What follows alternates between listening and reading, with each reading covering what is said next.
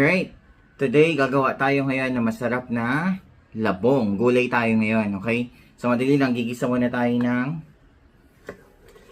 sibuyas, bawang, at ng luya. So ang gagawin natin, una ay gusto ko muna ay sibuyas. Ay hindi, luya muna.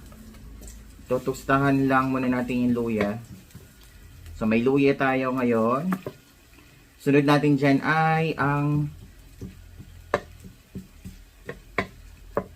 sibuyas tapos bawang.